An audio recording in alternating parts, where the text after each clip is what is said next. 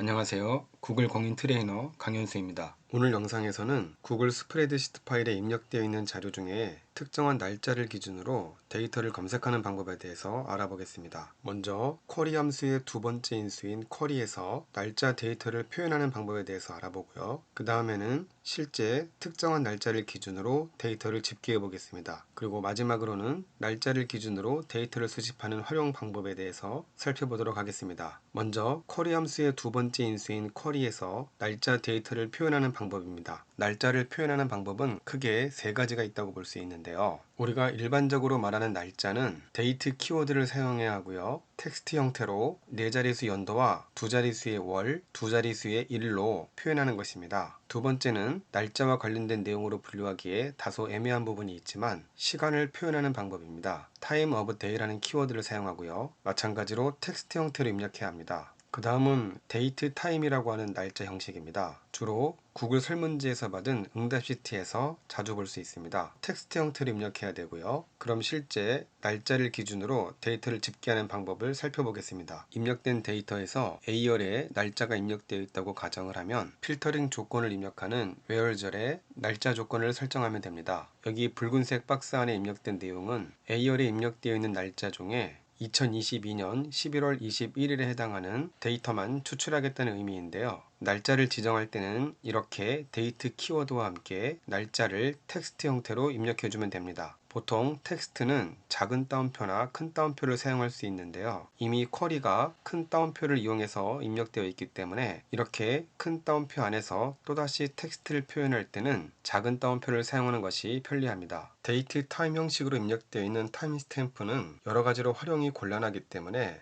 데이트 타입으로 변환해서 사용하는 것이 편리합니다. 오른쪽 위에 있는 이미지를 보면 날짜가 데이트 타임 형식으로 입력되어 있다는 것을 알 수 있는데요. 이때 쿼리 안에 toDate라고 하는 함수를 사용할 수 있는데요. 이렇게 데이트 타임 형식의 날짜가 입력되어 있는 A열에 toDate라는 함수를 사용하면 우리에게 익숙한 데이트 타입으로 날짜가 변환됩니다. 오늘 마지막 주제인 외부 셀에 입력되어 있는 날짜 조건을 활용하는 방법을 살펴보겠습니다. 내용이 조금 까다로울 수 있는데요. 텍스트 형태로 입력되어 있는 쿼리 내용 중에 날짜에 해당하는 부분만 잘라내어서 내용을 입력해주면 되는데요. 쿼리에 있는 날짜를 기준으로 날짜 앞에 있는 작은 따옴표와 날짜 뒤에 작은 따옴표를 끊어주고요. 끊어준 작은 따옴표 옆에는 큰 따옴표를 이용해서 텍스트 형식을 유지해주고 외부 셀에 입력되어 있는 날짜는 마찬가지로 텍스트 형식으로 입력되어야 하기 때문에 데이터를 텍스트 형식으로 바꿔주는 텍스트 함수를 사용해야 한다고 이렇게 정리해보면 도움이 되지 않을까 싶은데요. 설문지 응답 결과를 이용해서 연습해 보겠습니다.